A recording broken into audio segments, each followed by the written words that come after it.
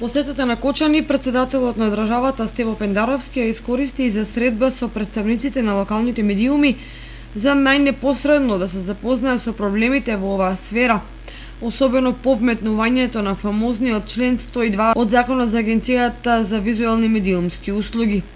Интересот на председателот новинарите го искористија да му ги соопштат крајно лошите состојби во кои се наоѓаат медиумите и заканата од затворање на истите поради отсуство на финансиска подршка од локалната и од централната власт. Исто така да укажат дека нелогично е општината да не може да ги информира граѓаните за тековни активности, иницијативи и проекти од поширок интерес само заради страв од коруптивност и слично.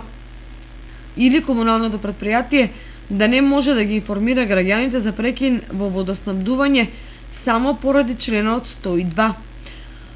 Во таква ситуација речиси цела година локалните медиуми практично ја честат локалната власт со пренесување на седниците и друго информирање при посети на министри и слично, без за возврат на сработеното да добијат било каков паричен надомест.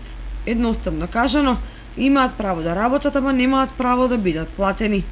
На председателот му беше предочена и опасноста од дискриминација во медиумите поради поддршка на владата на печатените медиуми во однос на електронските, каде се уште изостанува и покрај одредени иницијативи.